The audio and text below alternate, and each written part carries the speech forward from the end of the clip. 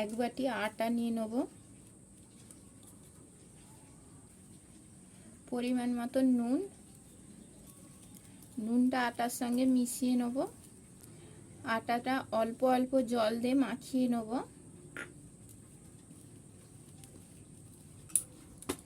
আটার ডোটা শক্ত করে মাখিয়ে নিয়েছে।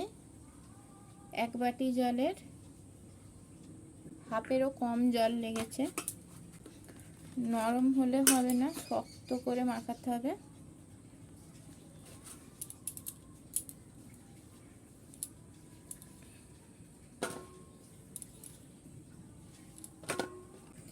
একটা গোল্লা নিয়ে নিয়েছি, লম্বা করে নেব,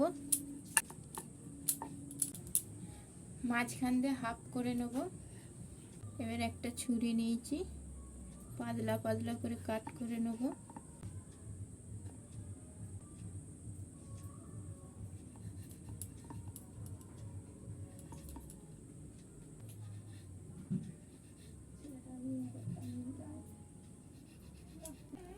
এইভাবে কেটে নিয়েছি।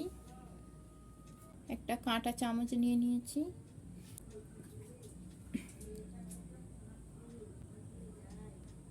ওপর দিকে প্রথমে, তারপর নিচে দিকে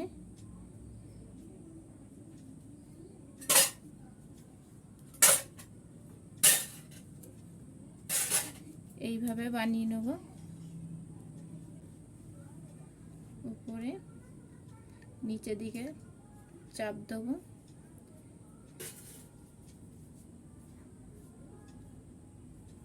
উপর দিকে পেস্ট করব আগে, তারপর নিচে দিকে, উপর দিকে আপনিই উঠে যাচ্ছে।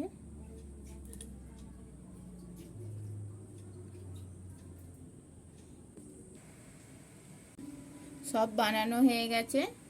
2 মিনিট হাওয়ায় রেখে দেবো। জল দিয়ে দেবো। যেই বাটির আটা নিয়েছি ওই বাটির মেপে 2 বাটি জল। নুন দিয়ে দেবো, 1 চামচ সাদা তেল দিয়ে দেবো। জলটা ফুটে গেছে, এবার পাস্তাগুলো দিয়ে দেবো। গ্যাসের জোরটা মাঝারে রাখবো। 5 মিনিট সেদ্ধ করে নিয়েছি। নামিয়ে নেবো, ছেঁকে নেবো। উপর থেকে ঠান্ডা জল দিয়ে দেবো।